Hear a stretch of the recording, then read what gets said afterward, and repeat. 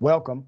It's indisputable. I'm your host, Rashad Richey. Good to be with you. We have a lot on the agenda today. Breaking down news of the day, none other than Jackson White, co-founder, editor-in-chief of Politiscope, TYT Rebel HQ, creator, host of the YouTube channel, Politics and Paper. Always a fascinating breakdown.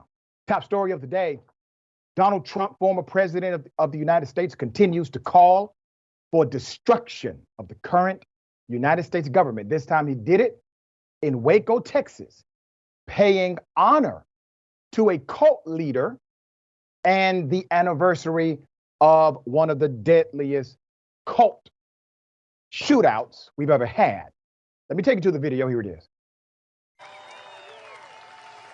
Either the deep state destroys America or we destroy the deep state. That's the way it's got to be. We're at a very pivotal point in our country. Either we descend into a lawless abyss of open borders, rampant killings, super hyperinflation, which is what we have right now and not coming down, and festering corruption, or we evict Joe Biden and the Democrats from the White House and we make America great again. I'm going to get into some important context that must be highlighted, but let me say this first.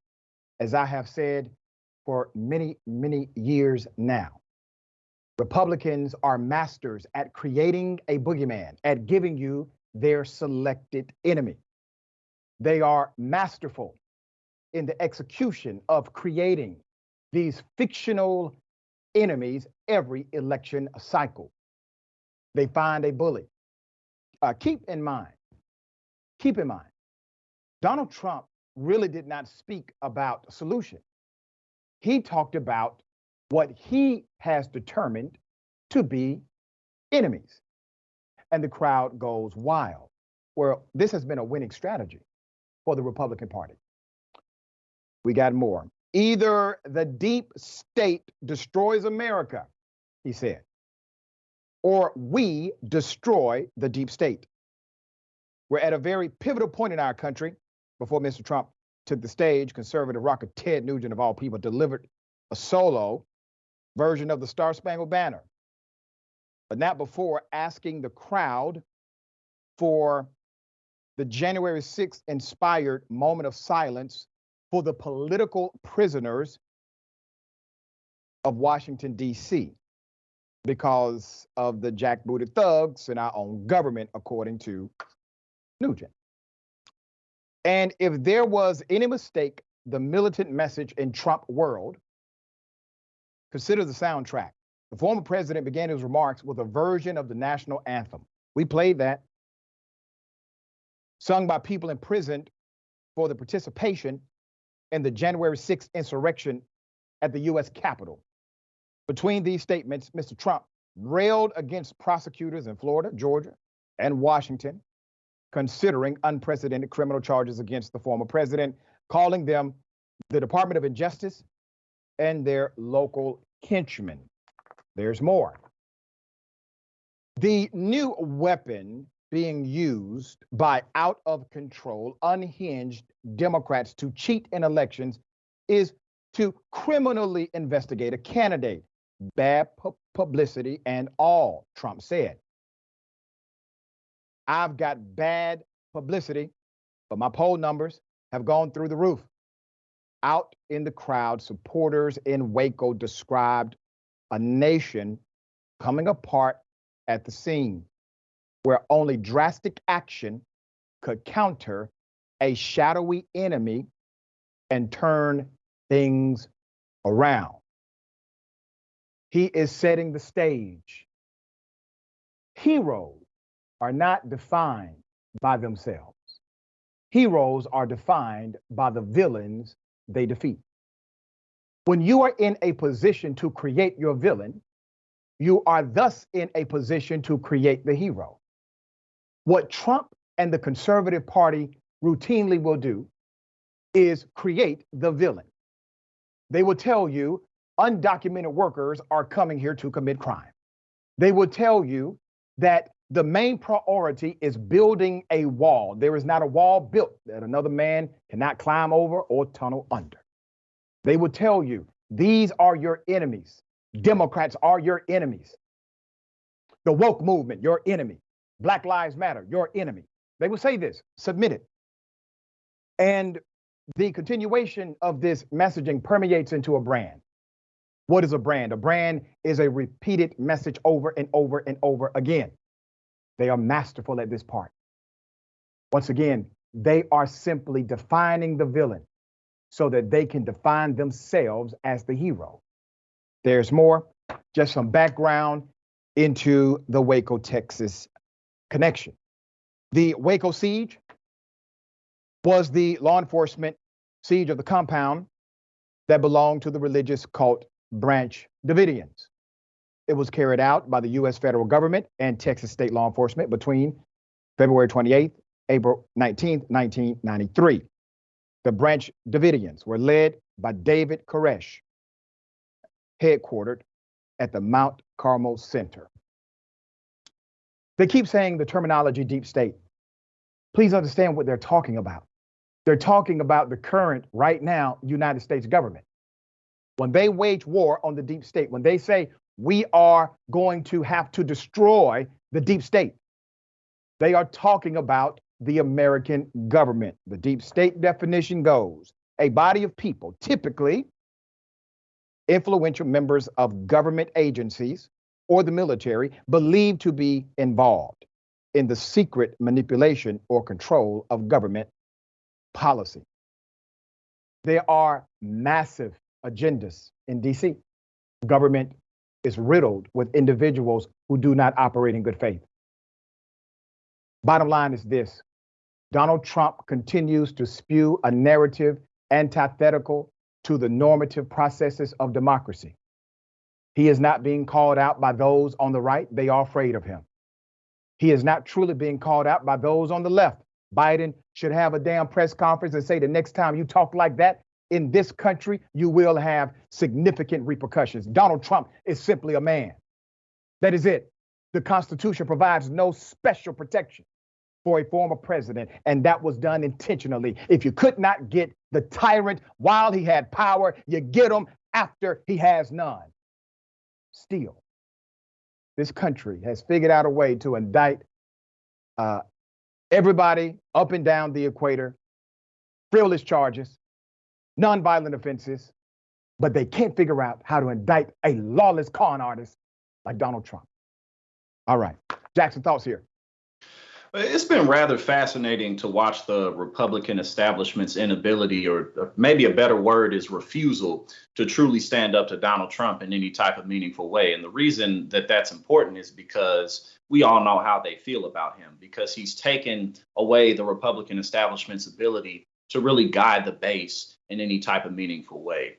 Ron DeSantis is his biggest competition, yet he has yet to announce. There's a good chance he won't, because the laws in Florida have to be changed, or he's going to have to drop out of office. That really would not be a good career move for him.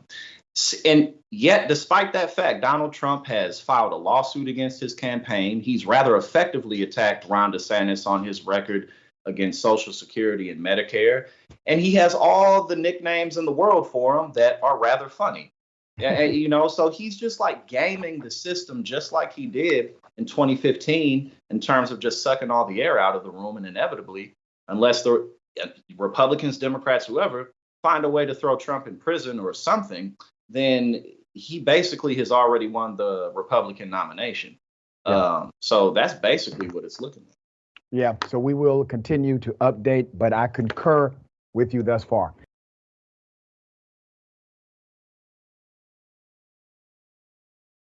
Officials, they had to return $40,000, but it took them a long time to do it. A black business owner suffered because of this. Let me put the picture up for Mass. You're looking at Jerry Johnson, a North Carolina small business owner, has finally been returned his money, $39,000, after Arizona police seized his money by force roughly 21 months ago. Johnson's struggle began when he took a flight in an effort to save his small trucking business. Here's the video. They had the brand that I like. I like that ISX motor. I love it. It was one of them reactions where I needed to go get this thing. When he stepped off the plane in Phoenix, Arizona to pick up his luggage, Jerry was confronted by law enforcement. And he pulled out his badge and he said, may I see your ID? I passed him my ID. He asked me, was I carrying any drugs? I told him no. He asked me, was I carrying any large sums of money? I said yes. Yeah, he had a large sum of money. It is not statutorily illegal to carry a large sum of money.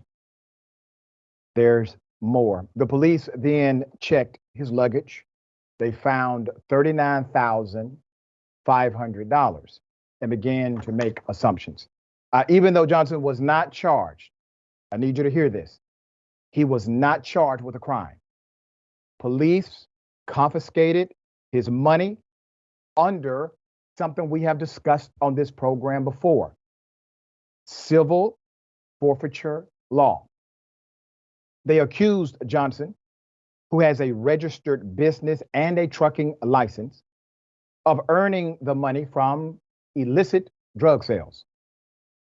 The police claimed the money smelled like marijuana and made him sign over his money to them.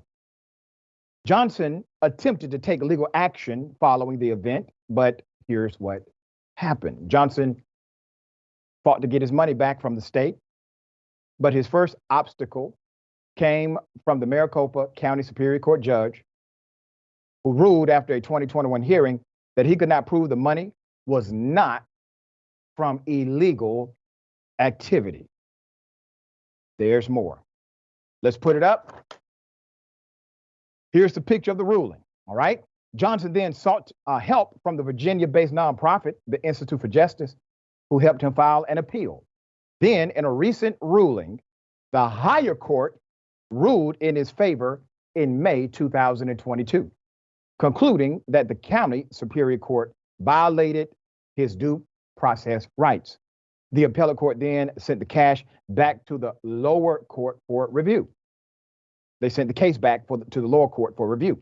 But now the state has requested the case be dismissed, returning Johnson's funds in mid-March. Upon reclaiming his funds, Johnson had this to say, and I quote, "It's a blessing to finally have my savings back so that I can invest it in my business," Johnson said in the statement. That the government could take my money, never charge me with a crime, but hold onto my savings for so long is outrageous. It created a tremendous financial burden for me and my family.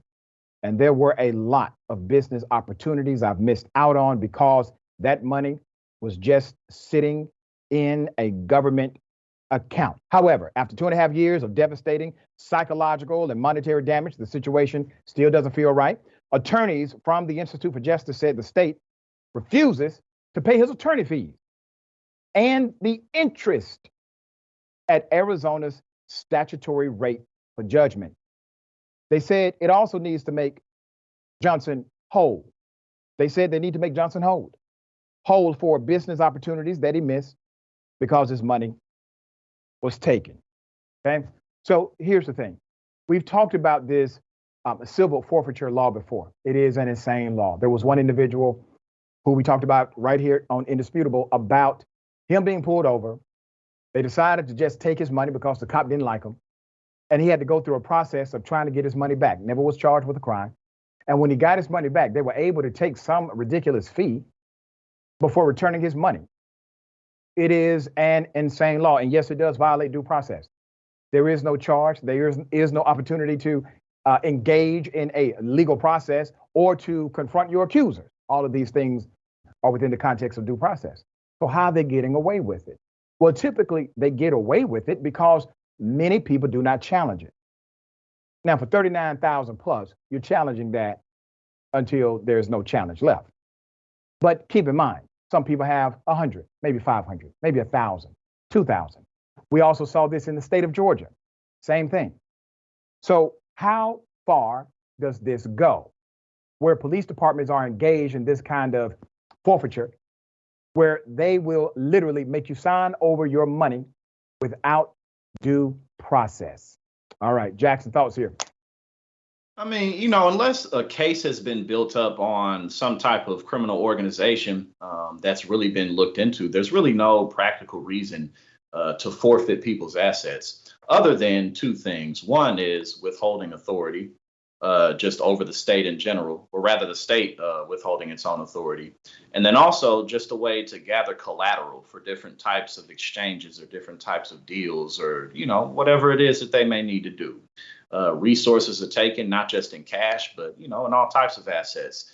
And so, there's no real, again, the practicality is nowhere to be seen.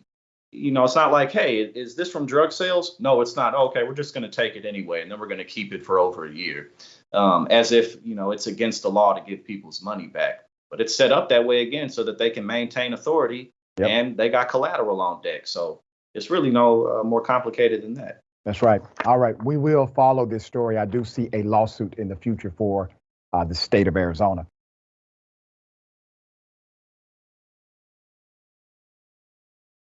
Okay. It's a damn shame. A damn shame. A cop shoots another person. That person has a friend. That friend gets charged with murder, not the cop, and then gets over sentenced at that. Let me first bring you this video. Here it is. 28 years old.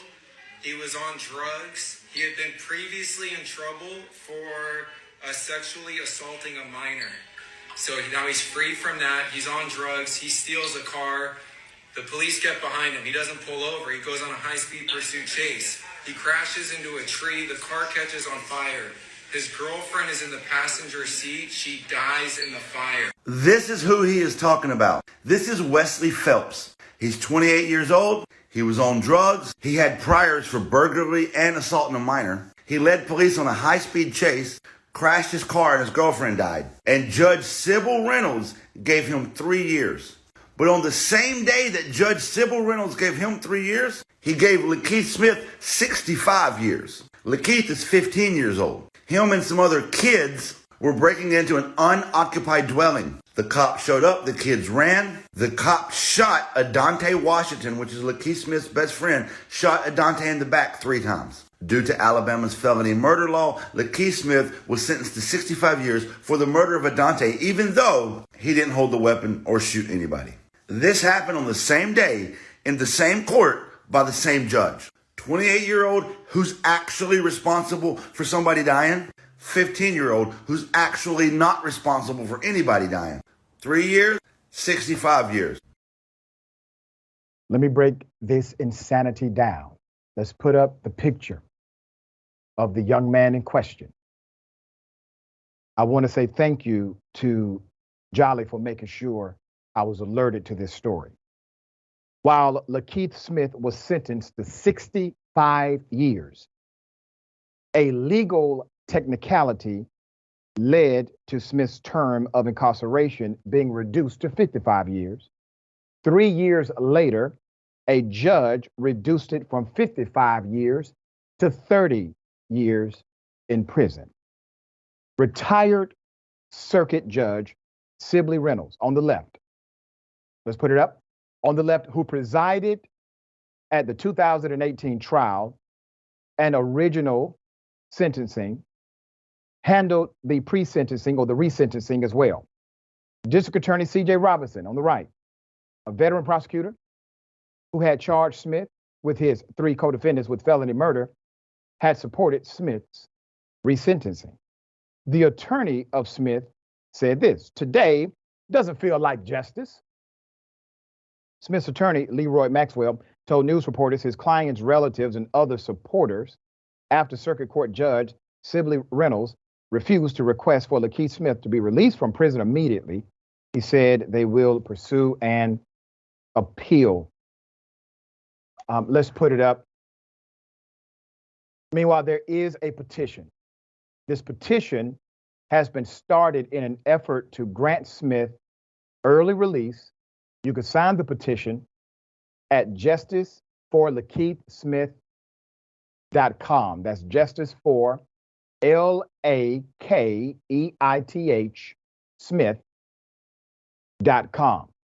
I don't need to point to the elephant in the room. Our dear brother Jolly did a great job at doing that.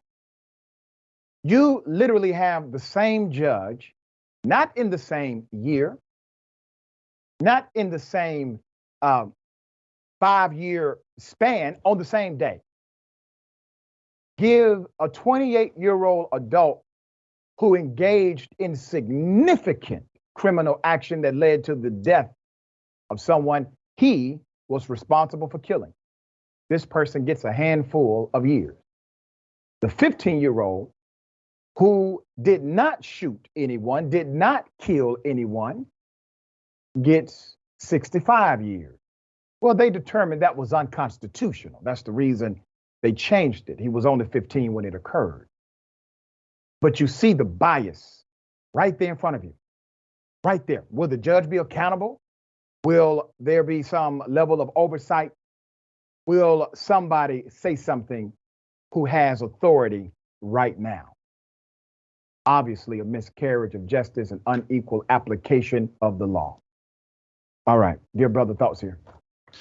Yeah, I think, people are aware, but it often can go over people's heads, including my own, of just how much discretion people in these seats have, just how much power they have to make choices that impact people's lives so heavily. And if this isn't the best example of how much power and choice that judges and different people in those types of positions have, then I can't really think of a better one. And it also just points out to how much room for improvement we really have and how much work there is to do. But I think that one of the good things about really seeing these types of cases is the more people become aware of just exactly where the areas need for improvement, the more you can rally people to the cause, and the more possible it is to be involved in community politics instead of always necessarily thinking that things have to happen from a top level down. So I think that's really the biggest highlight of this type of story, that you see how much power people have right in your backyard. That's right. We will keep the pressure high. There is an appeal process that hopefully can be remedied throughout the process of his journey. We got more on the other side. It's indisputable. Stick and stay.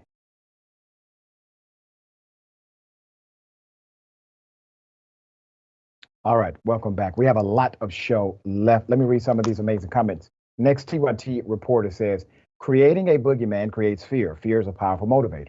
It drives people to the polls and drives them to do things a sensible person would not do. Right. They are being radicalized. It is a process of indoctrination. Democracy for sale. The money smelled like marijuana has to be one of the most dumb excuses I've ever heard from these coward-ass thieves. Yeah. Lovable Lincoln. Oh my God, that's insane. Lock up that guy for killing his girlfriend. Let the poor 15-year-old out of prison. And he's older than 15 now, but the saga started when he was 15. And he was sentenced to 65 years. All right, calm like a bomb. Asset forfeiture is the #1 form of theft. Legal theft. Unethical, yes. Legal also. Shouldn't be, but it is. All right, I got something for you. Ladies and gentlemen, I wish a Karen would. You want to call the police on him for having a barbecue on a Sunday. You're still Frank! Back off! I'm going to tell them there's an African-American man threatening my life. Thank you. Are you recording me? Yeah. Here. Because you're going to get posted on TikTok and everywhere because you're not... Who are you? It's not comfortable for me. Do you guys have a legal permit? Do you work for the city? If you give me your badge number and your name, I will show you on my permit. What is your name? Why should I give you my name? What is your name? I mean, honestly, what is your problem? What is your problem? Exactly. What is your problem? Yeah, bye. Oh, yeah. All right. Let's do this. Let's put up that picture full mass of the Karens. There you go. They are literally the same person. Okay. According to the uploader and one of the vendors, Rosie, Karen was asking them to leave because this is, and I quote, her neighborhood and they don't like stands like this. Okay. Rosie even alleged the Karen's husband had paid for tacos. All right. He paid for the tacos, but the lead Karen pulled him away before he could get the tacos. This Karen is out of control. Not only does she not like good food, she doesn't want her husband to eat. I'll be damned. All right. I think what is happening here, Jackson, is that the husband, who may have actually started as a non-Karen, is now de-evolving into a Karen. All right, go ahead, your brother. Right. He went through a morphing cocoon process, and now he just got short hair. That's the only difference between the two of them now. But yeah, when you see stuff like this, you just got to put, the older I get, the more I do my best to put myself into people's mind states and into people's spirits and state of being so I can understand them. And people like that are just filled with spite and negativity and pettiness. Yeah. Because, to even go about doing something like that, first of all, but it's hilarious because she just kind of waited for a while because she thought she was going to be able to get their names and realized she couldn't. So she was just like, oh, okay, never mind. Right. And then think about how really crazy that is too. Like, woman, I don't know you. I don't know what you gonna do with my name. Like, you know what I'm saying? Like, it just the audacity is striking. It's extreme, but it also comes from a place. Remember, there was a time all white Americans were empowered with that ability. They could ask any black person, give me your freedom papers. And if they were not produced, there could be a repercussion. That would have protected the white citizen and not the individual they were harassing at that time. Okay. Very, very interesting. A black official defends a child in a CRT debacle. Let me just take you to the video, then we will explain. Here it is.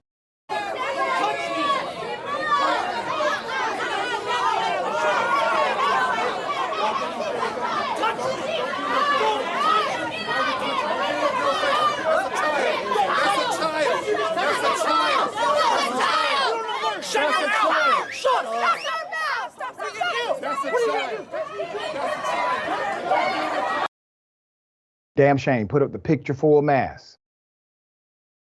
Let me give you the background as to what you just saw. Last week, we reported on a critical race theory meeting hosted by a school district that ended in chaos when a white woman told a black male to leave the country after voicing a series of passionate remarks concerning the subject. Well, more viral video shows that wasn't the only incident that took place. Local councilman Brian Hawkins said he had no choice but to step up during that moment. The quote is this: "When I turned to my left, all I see is this tall white man standing over this small, young black girl. That's when I grabbed his shoulder and stood between the young lady and the man and let him know, you don't stand over a child like this. The way it started, it didn't end that way, and she knew she wasn't by herself." Hawkins is hoping for something positive to come out of this. The best thing that could come from this is that what's happening in the Temecula United School District is bringing some serious attention. That is true because we talked about it here. The board in December voted 3-2 in favor of a resolution banning critical race theory, also known as CRT. They banned it in the school's K-12 curriculum. The resolution calls CRT a racist ideology that assigns generational guilt on policies long in the past. And if we had the video, I would show you that the person who made the initial argument was saying, this is stupid, basically, because critical race theory is not taught in K-12 education at all. So why are we here? That caused outrage from at least one white female who was in the audience who told that man, go back to your own country or something to that extent. It created an argument, but the environment quickly turned on that young lady who made the comment, and she was eventually removed, but not after the presiding officer of that particular council meeting tried to kick out the African-American male who did not tell anyone, go back to where you came from or go back to your own country, but it was corrected in real time. All right, once again, debates over nothing, enemies being created so that they can define the heroes. Dear brother, there is no CRT taught in K through 12 education. Well, and just think about how outrageously childish it is to just not even want to see any remnants of what happened in the past. Any examples of what people went through during a certain time, even if it's fiction novels that depict what life was like during the time of slavery or during the time of segregation, whatever it may be, how just ridiculous it is and childish it is to want to shun that out of your mind completely. That's what you're so worried about your kids feeling when you're the one who feels it.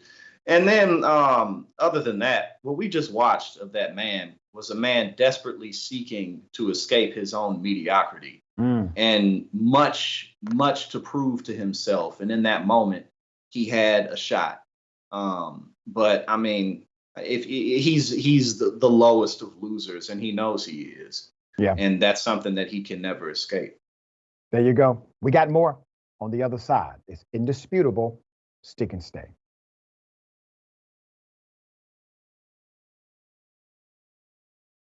All right, welcome back. A lot of show left. Let me remind everyone, if you miss Indisputable Live, don't fret. You can always catch us on virtually any podcast platform.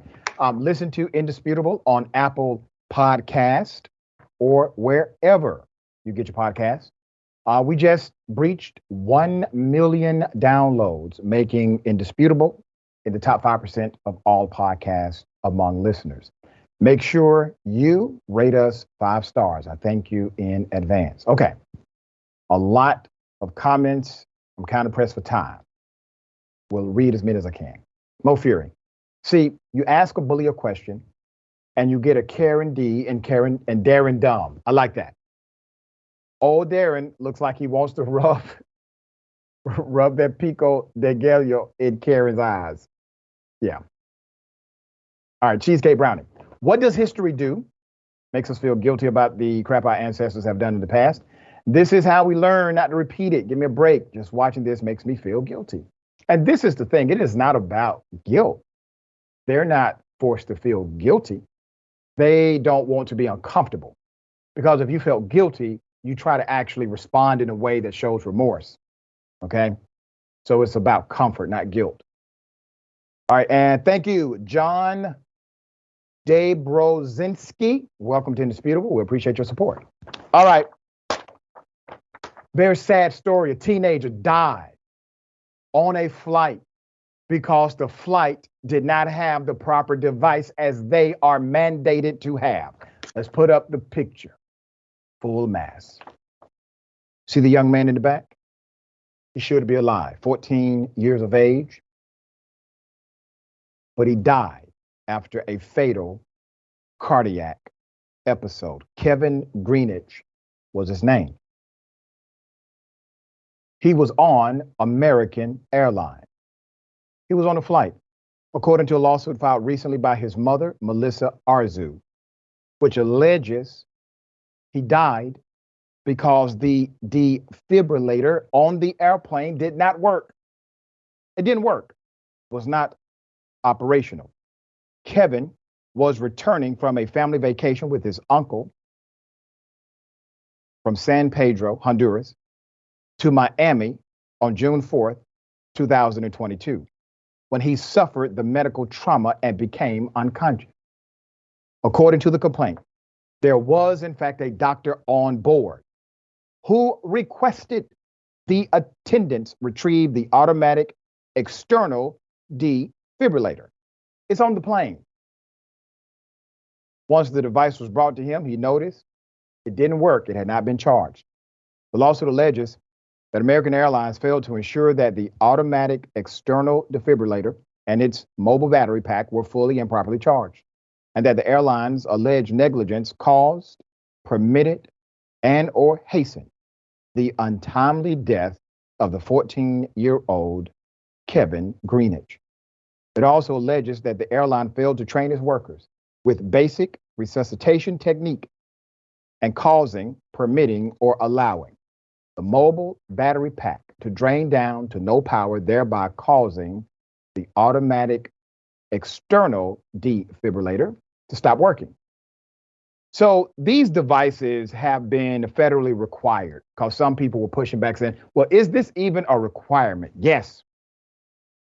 So these devices have been federally required on all passenger aircraft since 2004. And American Airlines became the first U.S. commercial airline to put it on its planes in 1997 and to train its flight attendants to use them. They are considered no-go items, meaning that if you are missing or if it is inoperative, the plane is a no-go. You cannot take off. That's according to the Federal Aviation Administration. In a statement to Insider, an American Airlines spokesperson said the carrier was reviewing details of the lawsuit. Our thoughts are with Mr. Greenidge and his loved ones, the airline said. All right, let's be very clear here, okay? This is one of the most avoidable tragedies that could have happened. You're on a plane. You have a child with you. Child has a cardiac issue. Okay, there's a doctor here. There's a device here. It is mandated. It is not powered up. Why? Negligence, obviously. And then the staff, according to the lawsuit, they were not really aware of how to resuscitate anyone. Once again, another directive of training. This is the reason why training is important, because if you decide to relax protocols and standards that are mandated in order to ensure the safety of those around you, it could lead to death or severe injury. How did this happen? It did not happen just because of one day. This is a protocol issue. This is a management to upper management issue. A 14-year-old is dead. Negligence is at play, obviously. But when it gets to a point of being grossly negligent, you now have to start talking about criminal actions. All right. Jackson, thoughts here? Yeah, 100%. I mean, American Airlines is far too large and far too utilized by the public commons, by the people of the United States, for there not to be harsh consequences for this in some type of way that really sticks it. Because, as you pointed out, this isn't just negligence, it's extreme negligence. This isn't something that, oh, well, we accidentally forgot to charge it. These types of things, plain and simply, should absolutely never happen under any circumstance, especially when you have all the resources at your disposal for things like this to never happen under any circumstances, or even to have backup defibrillators, whatever that may be. Yep. But again, people being cheap and people being lazy, when you have great power over society, whether that be resources, services, whatever, leads to things like this. Yeah, we will continue to follow this story. The policy has to be followed, and whoever or whatever was involved in this must be exposed so that we don't have situations like this moving forward. That 14-year-old child should be alive, period.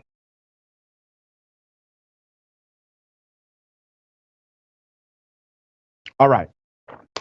A lawsuit claims coercion and racism at a barbecue chain. This is a hell of a story. Let me put up the picture for Mass, give you the background to this. A South Carolina barbecue chain known for its pro-segregation stance in a landmark 1960s case and its embrace of the Confederate flag in 2000 is facing allegation of racism and sexual harassment by the fired general manager of one of his restaurants. Okay. This is according to a lawsuit filed last week. A black woman who worked at a Maurice's Piggy Park barbecue location in Columbia. The man who ran it, general manager Jeff Harrison, coerced her early last year into a sexual relationship and promises of a raise, which he paid. She says she quit after he grew irate and more threatening when she rebuffed his additional sexual advances.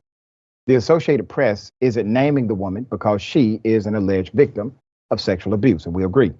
In a separate lawsuit brought last month, Damian Wooden, another Black former employee, Wooden contends that Harrison left him racist voicemails, including slurs and threatening to break his jaw after he told Harrison to stop calling and harassing the female employee who quit. The lawsuits, which seek undisclosed damages, accuse the company of negligent supervision and accuse Harrison of intentionally inflicting emotional distress, assault, and battery.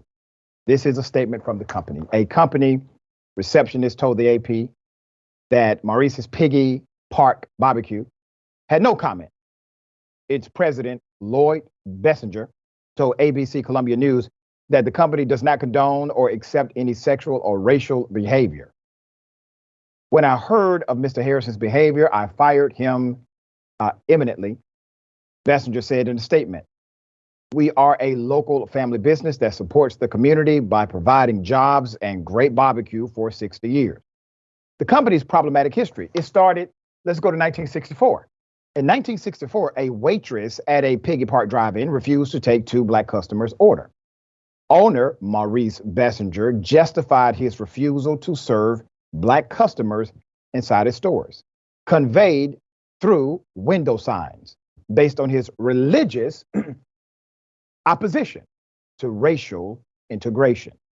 In 2000, Bessinger opposed the South Carolina legislature's removal of the Confederate flag from the dome of the state capitol by flying it outside of all of his restaurants. Okay, so this is the reason the manager believed, hey, I can do these bigoted and racist and sexist things because my boss is one. That is likely the ideology of the management who engaged in this kind of behavior allegedly. But we shall see, because at this point, you have two lawsuits. They are congruent in nature. You may have more, especially if this individual was involved in managing others. You may have many more lawsuits. As far as I'm concerned, the response from this particular agency, wholly inappropriate, does not speak to the issue at hand and does not address the culture that we understand historically exists. All right, Jackson, thoughts here?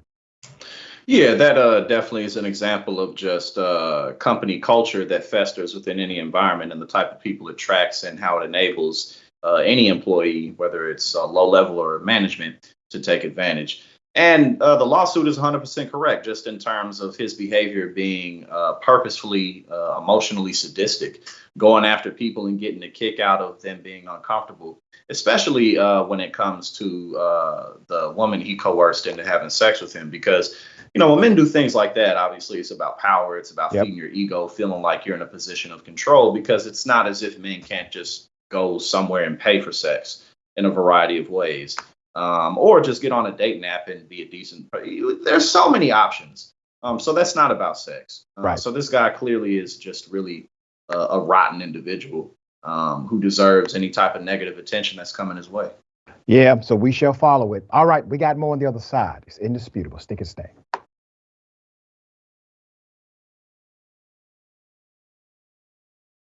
All right, welcome back. We have a lot of show left. C. Michael Henson, thank you, C. Michael, as always, dear brother. Unfortunately, this teen's death can be traced back to corporate greed. When corporations cut corners to save a buck, things like this happen, just like the train derailments that keep happening. 32 Antoine, thank you, 32 Antoine. As an airline mechanic myself, we're required to check all emergency equipment before the plane leaves. Most likely, a fellow mechanic signed off on it without checking it, and that person will be held accountable. Let's hope so. There's a 14-year-old dead because somebody didn't do their damn job. All right, and Twitch. Okay, Chipmunk PDX. Racism barbecue is basically the slogan of Texas. I'm just reading it. I didn't say that. It was funny, though. That was perfect. All right. Okay. Indisputable exclusive. This is what happens when your neighbors will show you their true colors. No pun intended. Here it is. And let's go back. He just said he gonna kill me. Put that on there. He just said he's gonna kill me. Hate your guts. Mm-hmm. This is all you do. You Yeah. act like a little bitch. Mm-hmm. Uh-huh. That's what you are. Right. Like I said. No, you called me twice. You slide. Tell me, I got black friends. I didn't mean to say that. I didn't mean to call you that. Uh-huh, right. Mm-hmm. I dare you to come over this line. I'll show you what that be like. Real talk. Oh, his wife just admitted this is a tree that they let fall and didn't even fix the gate. And we can get you on YouTube right now. Go ahead, Karen. Go ahead, Karen. Go ahead. Instead of yelling for your dog, Tell the people how many times you called me. Take it inside. Tell the people how many times you called me nigga. Yes, you did. No, I did not. You told me to shut the. Didn't you tell me that? That's what I'm saying. One of these days, I will knock your ass out. Yeah. All you gotta do is cross the line and you can get that. All you gotta do is cross the line and you can get that. Not one of these days. Today. Here's the thing. Today. Go get your gun. Your gun that you showed me. That gun that you showed me. That gun that you showed me. You coward. What gun? Shut up, you coward. What gun? You coward. No, I'm talking about the gun you showed me the first day you moved over here. Yeah, that's that Karen shit. I hope y'all get all of this. All righty, let's go ahead and dig into the background. Let's put the picture up full mass. What in the hell was happening? I will be happy to explain.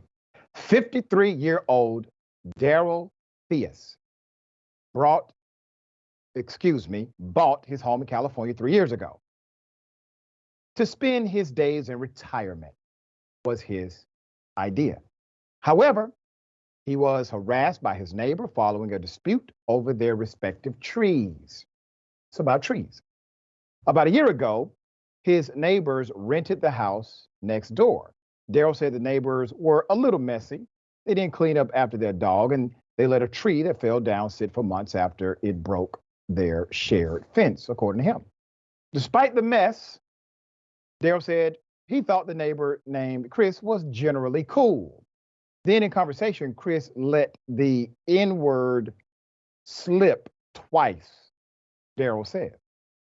Daryl says he warned Chris the language was inappropriate and thought that was the end of it. Next, he says, when Chris lectured Daryl about cutting down cypress trees on his property, Daryl says Chris told him to shut the up. Daryl recounted their initial dispute. Here's a quote. He said they were protected Joshua trees like he was a conservationist. I said, no, they're not Joshua trees. He said, I need to go get permission from the city. I trimmed one below the roof and it fell down. They were slamming against the house, causing damage. The wind was 10, 20 miles per hour.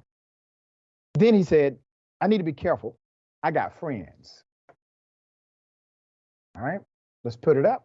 Daryl showed indisputable other cypress trees in his neighborhood. The wind blew them down as well.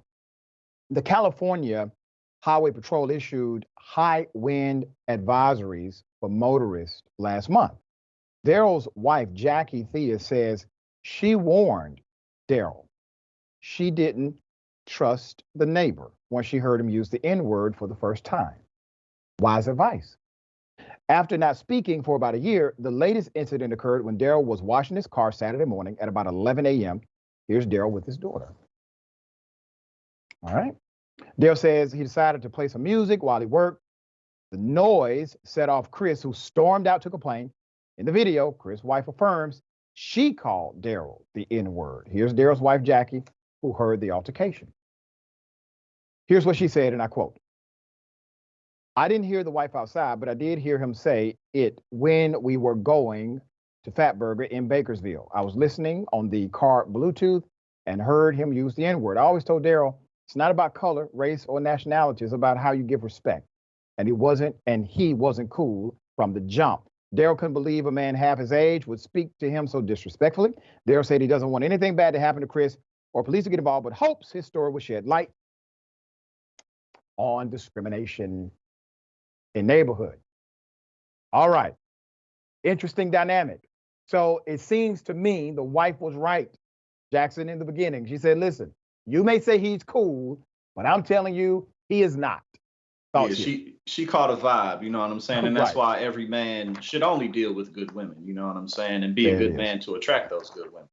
But these people, the neighbors are like the just, you know, sloppy, good for nothing, lazy slobs who become irate anytime they have to do anything other than nothing whatsoever. Like they just let the tree hang out in the yard like nothing happened. And then my man, and people always kill me when they go about things like this. Like if you're being recorded, you should probably just stop talking or go inside. But I mean, the escalation just literally didn't end. Like he came up, he was talking about guns. He came up, and then when he got accused of saying the N-word, he started screaming. Then my man started taking his clothes off. Like I don't know what that was gonna accomplish, but apparently it was gonna do something. And now we making fun of him right here on Indisputable. So yes, that's what it did for him. That's right. That's exactly what it accomplished. Don't matter. Say it one more time. Like none. Don't matter. It don't? No. Who matter? Yeah, y'all skulls are thicker. Okay. Your baby's different. Okay. Y'all are not us. Okay. Who matters? White power matter, you say? Look at this bitch. Like that. Hey, yo. And you tried to No, I didn't. No, I didn't. Ew. Yeah. Racist, yo. Racist. Racist. Racist. Racist. Racist. I'm racist. Racist. Look I'm at you. racist. My Racist. name's Angelica Rose Rucker, and I hate because y'all do nothing but buy fancy cars with money. You get money back now, car bitch. All right, so let me say this, racist AF, Karen. I don't mean to judge your economic situation, but by the looks of the kind of car you drove off in, it may be advantageous, madam, for you to become an advocate against the people who subscribe to white supremacy at the highest levels of government, because they do not pass laws that will help you get a better vehicle. They pass laws so that you can remain where you are, not moving forward. That's why it is better to have coalitions. But you can continue to not only vote against your own self-interest, but provide commentary against your own self-interest because of your hate for black people. All right, Ben, thoughts here? It's astounding how these racists are never classy individuals. They're never folks with fancy suit jackets or ball gowns. They're sitting there with their cutoff shorts and their swastika tattoos by their crotch, eating a bowl of chili, sitting there saying how they're better than other people. Your babies are different, she shouts. Are you referring to the skin color? Because other than that, they're the same. And the skin color is just color. It's just color. What that got to do with the worth of someone's character? How does somebody stare at a human being and say, I'm better than you because I'm drinking chili out of a mug out in the middle of the day with a swastika emblazoned on my body in my beat up car, half on the curb, half on the street, yelling how I'm better than somebody with a car so beat up, it almost matches her entire demeanor. Damn. Wild. Man, I almost fell out the chair on that one. All right, put up a picture full mask. I want to say this in all seriousness, all right? I had the great pleasure of hosting some members of the Armenian government, the Republic of Armenia. And we talked frankly about race. And I'm saying this to the young lady, if I can call her that, on the screen. In that conversation, because every region has elements of racism, in that conversation, it was noted that in nature, there's a variation in everything. Nothing in nature exists as the exact same as something else. Does not exist. We appreciate nature in its variety. We don't look at a bouquet of flowers and say one flower is more superior than the other. We don't drive down the street and see trees and say that tree is superior than the other. We appreciate nature in all of its beauty. Our differences are an expression of nature also. That is it. Our differences are the expressions of nature.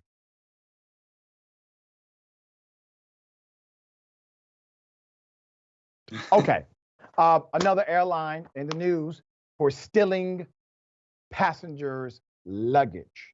In particular, one African-American male who actually needed it. So let's put up the pictures full mass here because you can clearly see Willie Stovall III, 31, and Ebony Baker, 22nd, a pair of Spirit Airlines gate agents were arrested on March 17th on felony theft charges for stealing items out of a passenger's travel bag. He left it accidentally, okay? He left it on the counter. That's where he left it. Before he boarded the flight, he left it on the counter. He knew right away that he left it. He informed individuals ASAP, okay? This was a flight to Los Angeles. And the gate agents took part in this criminal act. The other two agents remain at large, Beasley, 22, and Mitchell, 30, will face the same charges once they are apprehended. Let's put up the victim. They were caught going through his luggage, Keon Brooks' personal property, on February 19th. He and one of the gate agents got into a bit of an argument before he departed, and he had requested for a manager. He said, hey, can I get a manager? Before he left the desk to board. As they rummaged through his bag, they reportedly took what they wanted and discarded other items. One person posed and snapped selfies as another tossed item, including medication, into the trash can. Brooks' bag contained medicine and priceless heirloom pieces that he obtained after attending homegoing or a funeral service for a relative. When I saw this video, I was one, perplexed, and then I was upset. I was confused as to why somebody would do another person like this. It was not only extreme, but it was careless. It was mean. It was rude. It was criminal. And it seemed too easy. Everybody just got in on the action. Well, here's the thing. Obviously, this is not the first time something like this has gone down. Cameras are everywhere in an airport. Airports are basically police precincts. These individuals did all of this in open space. In open space. The trash can was not an employee trash can. It was a regular trash can right in front of others and the cameras. Not only were they willing to do this, they were willing to do it openly. It's a damn shame. All right, Jackson, thoughts here. Yeah, I think you pointed out the most important thing about all of this is that in order to, behave like that in a work environment, you have to be rather comfortable. You have to feel pretty safe in order to do it. Otherwise, you just wouldn't even think to do it because it was everything you mentioned, cruel, mean, but it was also incredibly stupid. I mean, just, breaking company policies and going and treating somebody like that as if there's no repercussions. So, yeah, I agree with you 100%. There has to be antics going on like that in that airport with some type of regularity. Otherwise, I can't see somebody in an employee position even thinking to do that. Right. All right. Dear brother, always a pleasure having you on the program. Tell people how they can follow you, check out your great work. Oh, yeah, absolutely. It's always good to be on with you, too, as well. Check out my YouTube, youtube.com/@politicsandpaper. I do streams. I talk about politics, but I talk about all types of things. I do my thing on there again, youtube.com/@politicsandpaper. Definitely looking forward to being back on here with you again. And we are looking forward to the same, dear brother. All right. We got more on the other side. The bullpen is next. Stick and stay.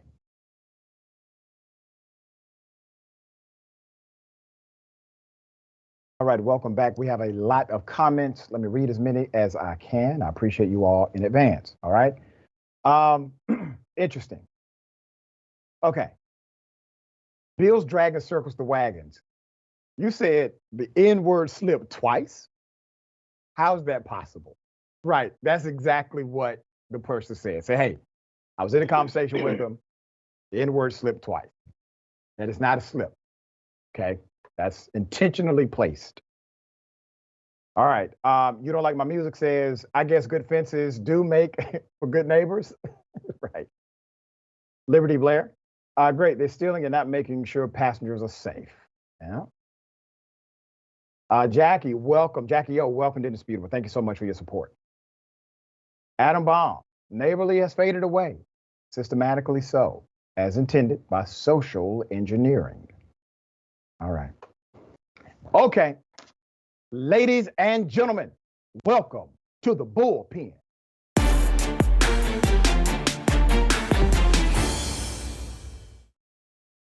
We have conservative, former congressional candidate, Mr. Joe Collins III.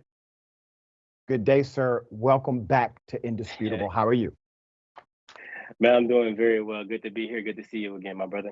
Always good to see you, brother. Even though we are politically opposite in many ways, you do try to bring your party, the Conservative Party, to some realizations they may not readily see. So I respect you for that. Today, we're going to chop it up about Donald Trump and the potential indictment. I don't know what you believe or think about this issue. I will allow you to give us your sentiment and then opine.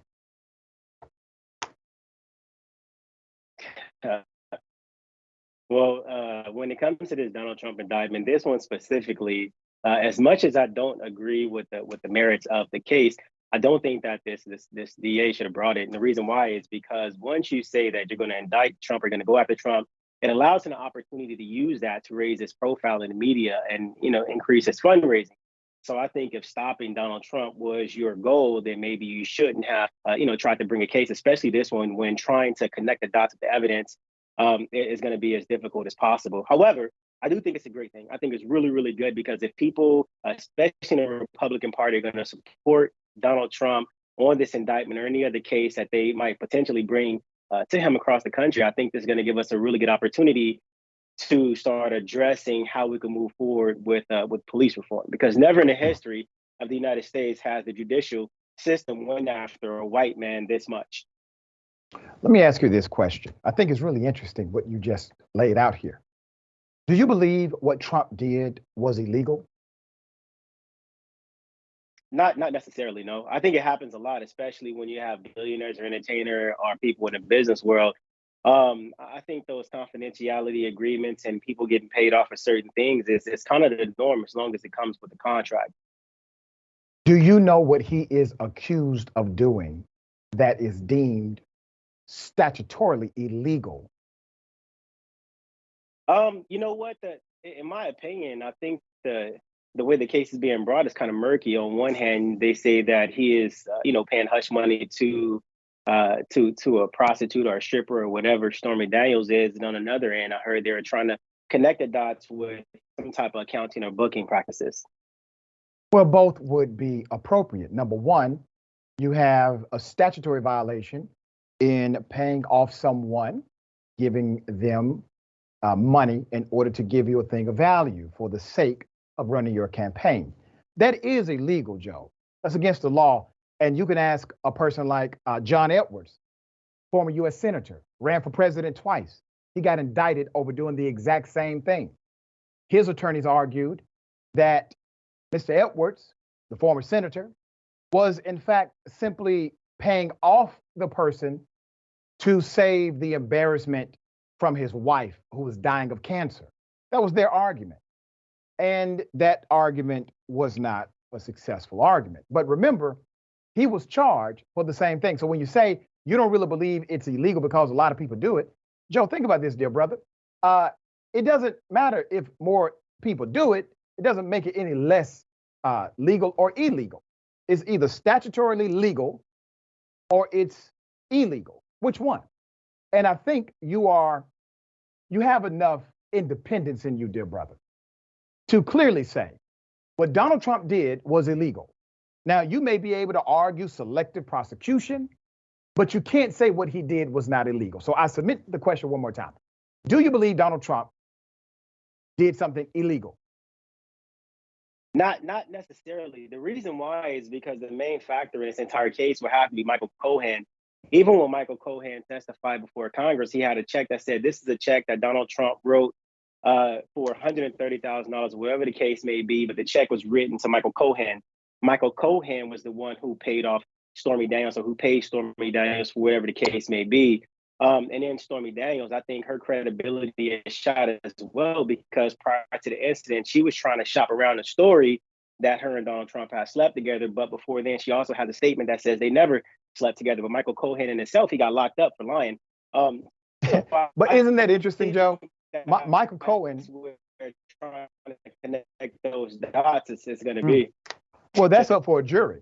So a jury is the fact finder in the case. The theory of the prosecution is that Donald Trump, the former president, engaged in illegal activity. You have to remember, Michael Cohen gets indicted. He has a co-conspirator that's unnamed in the indictment. Who's the co-conspirator? It was Donald Trump. Donald Trump is an unnamed co-conspirator in the indictment. And the reason he was listed as an unnamed co-conspirator is because at that time he was president of the United States of America. Cohen gets a criminal penalty. If you believe Cohen when he said, here's how it happened, believe Cohen when he tells the rest of the story. Cohen said clearly, this was a payoff. It has a signature. It has a financial record. You are able to forensically check all of this out. So now you're arguing a defense, and that's quite different, brother, than arguing if it is legal or illegal. But let me move on to another potential indictment. Fulton County, Fonnie Willis, the district attorney. This was another grand jury situation, special purpose grand jury, to look at if Donald Trump committed a law violation of trying to get Raffensperger and others to change the outcome of the election. What are your thoughts about that investigation and possible indictment?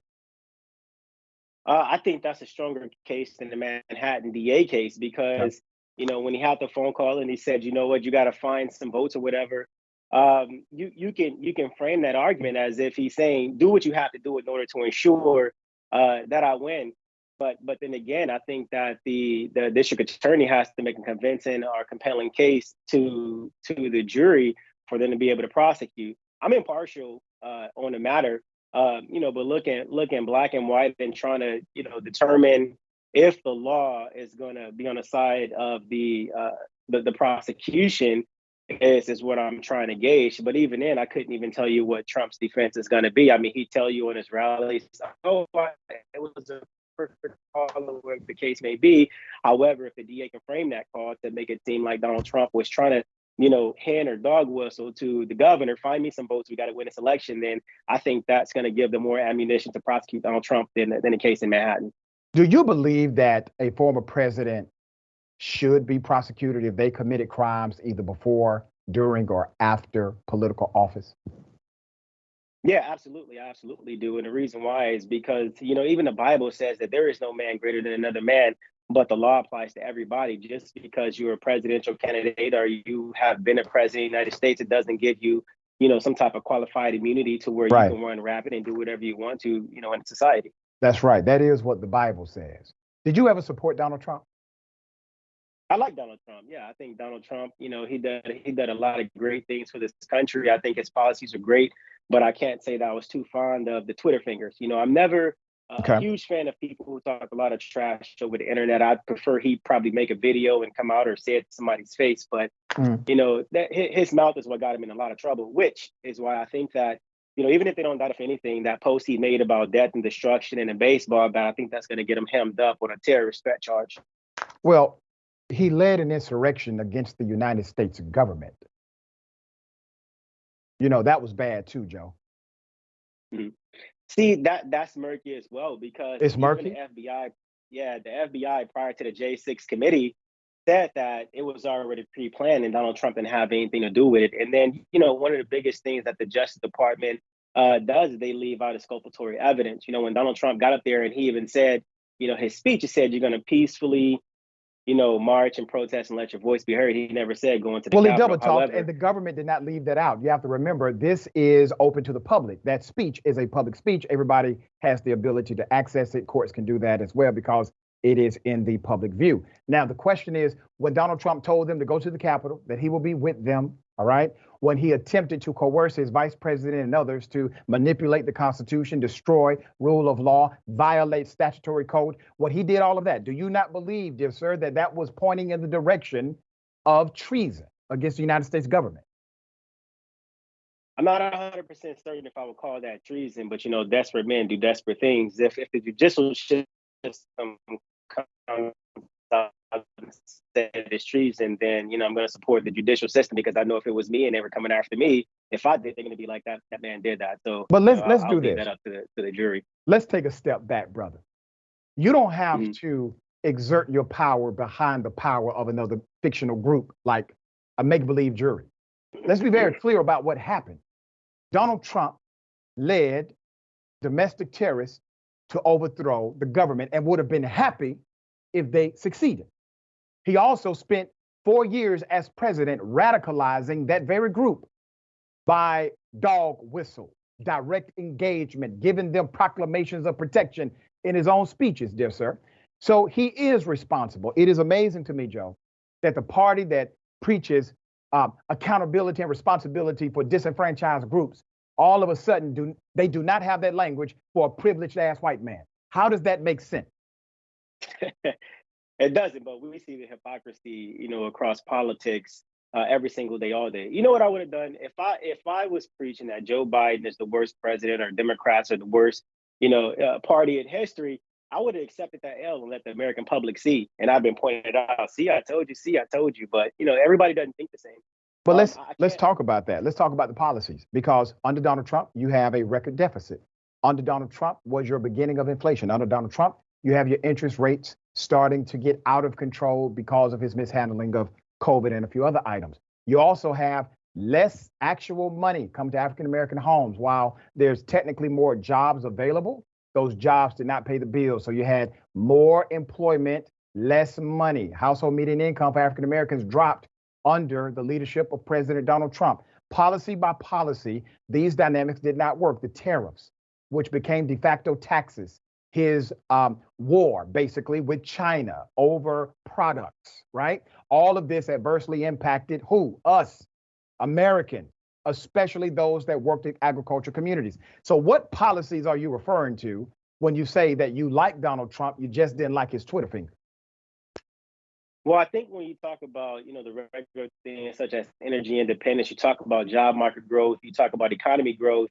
Those are a few things that we can talk about. But I think that we can't,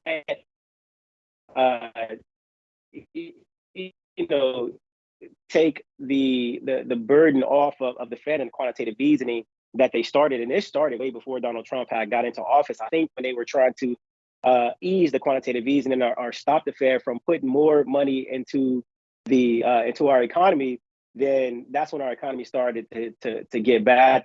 The interest rates started to go up. That money has to get paid back.